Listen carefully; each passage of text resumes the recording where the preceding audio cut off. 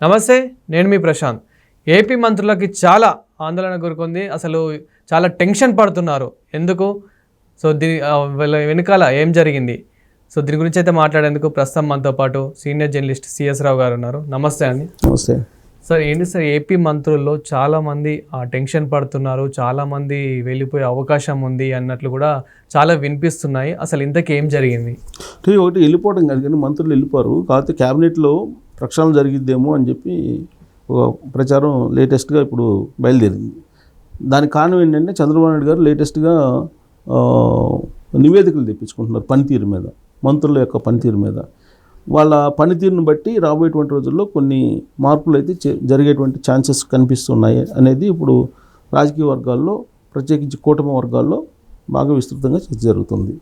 అయితే ఈ సడన్గా ఆలోచనగా చంద్రబాబు నాయుడు గారు ఇప్పుడు ఎందుకు నివేదనలు తెప్పించుకుంటున్నారు అని చెప్పేసి అనుకోవచ్చు. ఆల్రెడీ ఇప్పటికే 2-3 సార్లు ఆయన హెచ్చరించడం జరిగింది కొంతమంది మంత్రుల్ని. మీరు పద్ధతి మార్చుకోండి, మీరు జవాబుదారీతనంగా ఉండండి, మీరు చేసేటువంటి పనితీరు ఆధారంగానే పార్టీ భవిష్యత్తు ఆధారపడి ఉంది, కాబట్టి మీరు పనితీరుని పెంచుకోండి, ప్రజల్లోకి వెళ్ళండి అని చెప్పి ఆయన సున్నితంగా 1-2 సార్లు ఇప్పటికే మందలించారు కొంతమందిని. అయినప్పటికీ వాళ్ళలో పెద్ద మార్పు రావట్లా. ఈవెన్ క్యాబినెట్లో ఉండేటువంటి మంత్రుల్లో దాదాపు 80% మంది అసలు వాళ్ళు మంత్రులా లేదంటే కాదా, అసలు ఏ శాఖకి ఉన్నారు అనేది కూడా చాలామందికి తెలియనటువంటి పరిస్థితుల్లో ఉన్నారు వాళ్ళు. ఆల్రెడీ కొత్త తరహాలో పాలిటిక్స్ని తీసుకెళ్ళాలి, కొత్త తరాన్ని ఎంకరేజ్ చేయాలనేటువంటి ఉద్దేశంతో క్యాబినెట్లో ఫస్ట్ టైం గెలిచినటువంటి వాళ్ళకి 7 మందికి అవకాశం ఇచ్చారు, ఫస్ట్ టైం ఎమ్మెల్యేలు అయినటువంటి వాళ్ళకి. ఓకే. ఆ తర్వాత ఇంతకుముందు మంత్రులు కానటువంటి వాళ్ళకి అవకాశం ఇచ్చారు, దాదాపుగా 12 మంది కొత్త ముఖాలు మంత్రులు. అవకాశం వచ్చింది, ఆ అవకాశాన్ని సద్వినియోగం చేసుకొని ఆ పదవికి వన్నె తీసుకురావాలి. అప్పుడు పార్టీకి కూడా, ప్రభుత్వానికి కూడా మంచి పేరు వస్తుంది. కానీ వీళ్ళు పదవులు అయితే తీసుకున్నారు, కానీ ఆ డిపార్ట్మెంట్ల మీద, ఆ శాఖల మీద వీళ్ళకి అవగాహన రావడం లేదు. ఇప్పుడు 7వ నెల ప్రభుత్వం ఏర్పడి 7 నెలలు జరుగుతుంది. ఈ 7 నెలల్లో వీళ్ళ పర్ఫార్మెన్స్ చూస్తే కొంతమంది అయితే మైనస్లో ఉందని చెప్పి తెలుస్తుంది. ఎప్పటికప్పుడు వాళ్ళ యొక్క పనితీరు మీద చంద్రబాబు నాయుడు గారు సర్వేలు చేయించుకుంటున్నారు, రకరకాల మార్గాల నుంచి తీసుకొచ్చుకుంటున్నటువంటి సమాచారం ప్రకారం అధ్యయనం చేస్తూ ఉన్నారు. అధ్యయనం చేసిన తర్వాతనే ఈ మధ్యకాలంలో 3-4 మంత్రులకి ఆయన వార్నింగ్ ఇచ్చారు, సున్నితంగా వార్నింగ్ ఇచ్చి ఇలా అయితే తీవ్రమైన చర్యలు తీసుకోవాల్సి వస్తుందని చెప్పి కూడా అన్నారు. అయినప్పటికీ వాళ్ళ పనితీరులో మార్పు రాకపోగా కొన్ని మంత్రిత్వ శాఖల్లో అయితే పిఆర్ఓలకు వదిలిపెట్టేశారు. ఓకే. పిఆర్ఓలే మొత్తం దందాలు చేసుకుంటున్నారు, తర్వాత పిఆర్ఓలే అన్ని రకాల కార్యకలాపాలు చూసుకుంటున్నారు. కొన్ని చోట్ల అయితే ఓఎస్డీలు అసలు మంత్రులను కూడా లెక్క పెట్టడం పరిస్థితి కొన్ని చోట్ల ఉందని చెప్పి విమర్శలు వస్తున్నాయి.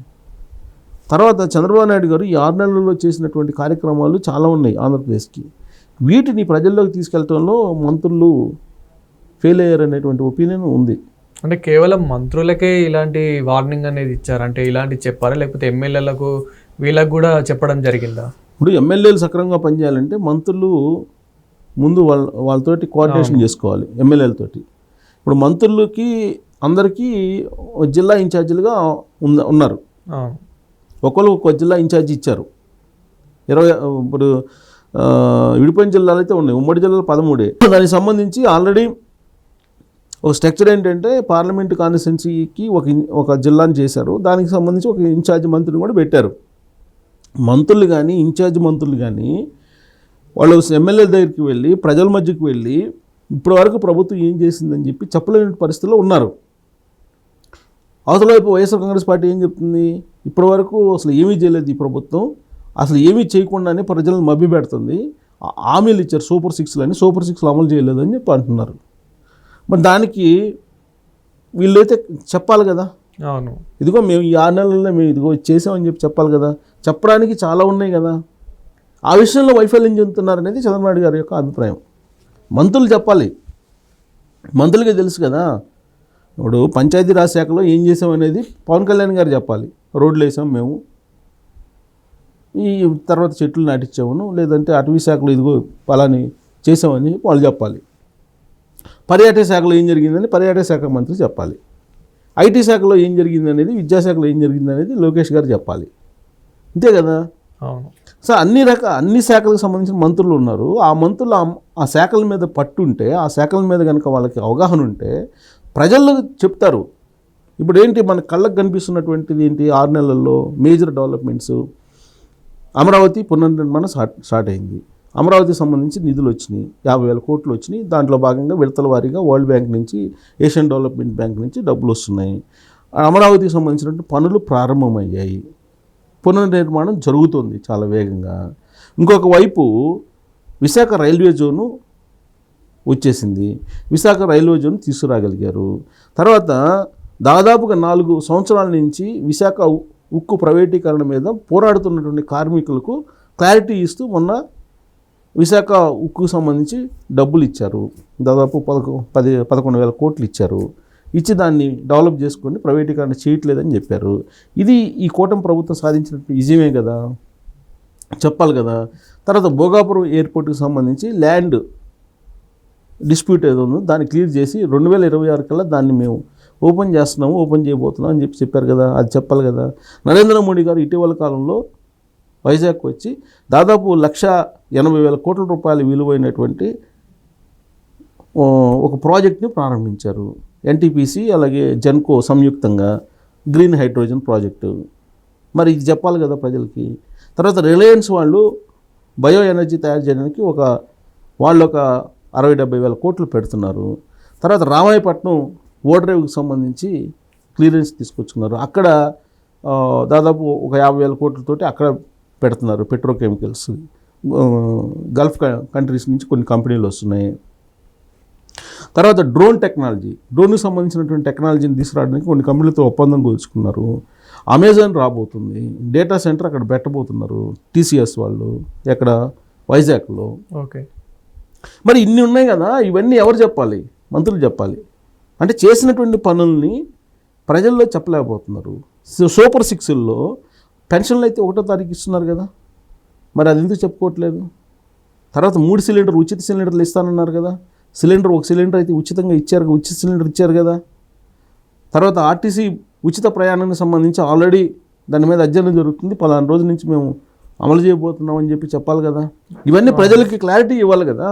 క్లారిటీ ఇవ్వటంలో మంత్రులు పనితీరు అనేది సరిగ్గా లేదు, మంత్రులు సరిగ్గా పనిచేయట్లేదు, వాళ్ళ పర్ఫార్మెన్స్ బాగలేదు అనేటువంటి అభిప్రాయానికి చంద్రబాబు గారు వచ్చారు.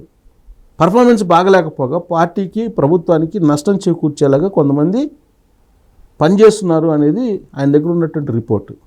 వాళ్ళల్లో ఉత్తరాంధ్రకు సంబంధించినటువంటి ఒక మంత్రి ఉన్నారు, రాయలసీమకు సంబంధించి 2 మంత్రులు ఉన్నారు, కోస్తాకు సంబంధించి మరొక 2 మంత్రులు ఉన్నారు. మొత్తం కలిపి 4-5 మంత్రుల్ని తీసేసేటువంటి కార్యక్రమానికి చంద్రబాబు గారు సిద్ధమవుతున్నారని తెలుస్తుంది. ఇక పవన్ కళ్యాణ్ గారు కూడా ఉన్నటువంటి 2 మంత్రులు ఒకరిని పర్ఫార్మెన్స్ బాగలేదని ఆయన భావిస్తున్నారు. ఆయన కూడా పర్ఫార్మెన్స్ రిపోర్ట్స్ తెప్పించుకుంటున్నారు. టోటల్గా చూసుకుంటే కనుక ఉగాది నాటికి ఖచ్చితంగా ఒక ప్రక్షాళన అయితే ఉండే అవకాశం ఉందని తెలుస్తుంది. ఎందుకనంటే ఇప్పుడు దావోస్ వెళ్ళి వచ్చిన తర్వాత ఆయనకు అర్థమైంది, తను ఒక్కడే కాదు అందరూ పనిచేస్తేనే. నేను ఆల్రెడీ ఆయనకి ఎప్పటి నుంచో తెలుసు, ఆయన ఎప్పుడు కూడా సమిష్టి కృషి ఉండాలి అని అంటారు. కానీ ఇప్పుడు ఆ క్యాబినెట్లో కనిపించట్లేదు. ఎవరు దావని వాళ్ళు ఉన్నారు. ఓఎస్డీలు కూలిపెట్టారు, పిఆర్ఓలు కూలిపెట్టారు చాలా చోట్ల. తర్వాత ఇన్ఫర్మేషన్ లీక్ అయిపోతుంది బయటికి. ఇవన్నీ గమనించిన తర్వాత ఆయన పర్ఫార్మెన్స్ రిపోర్ట్స్ తెప్పిస్తున్నారు. పర్ఫార్మెన్స్ రిపోర్ట్స్ తెప్పించి ఆ రిపోర్ట్స్ని బేస్ చేసుకుని రాబోయే 20 రోజుల్లో ఉగాది లోపల ఖచ్చితంగా ఒక భారీ ప్రక్షాళన అయితే ఉండేటువంటి అవకాశం. ఒకప్పుడు ఎన్టీ రామారావు గారు కూడా ఇలాంటిదే ఒక భారీ ప్రక్షాళన చేశారు. దాదాపు 30 మందికి పైగా మంత్రులను తీసిపడేశారు. అలాంటిది ఏమైనా వచ్చే అవకాశం ఉందా ఇప్పుడు చంద్రబాబు గారి హయాంలో అనేది కూడా ఒకటి వినిపిస్తుంది. అంత పెద్ద స్థాయిలో ఏమైనా జరుగుతుందా అని. అంటే 80% పనిచేయట్లేదని చెప్పేసి రిపోర్టు. మరి 80% మంత్రులు పనిచేయకపోతే మరి ప్రభుత్వానికి మంచి పేరు ఎలా వస్తుంది? మంత్రి పదవి వచ్చిన వాళ్ళేమో పనిచేయట్లా కొంతమంది, అందరు కాదు. రానటువంటి వాళ్ళేమో మాకు రాలేదు, మమ్మల్ని గుర్తించలేదని చెప్పి రానటువంటి వాళ్ళు అంటున్నారు. మరి వచ్చిన వాళ్ళు పనిచేయక రాని వాళ్ళు అసంతృప్తిగా ఉండి ప్రభుత్వానికి పార్టీకి నష్టమే కదా. అందుకే దాన్ని సరిచేసేందుకు చంద్రబాబు నాయుడు గారు సిద్ధమవుతున్నారు.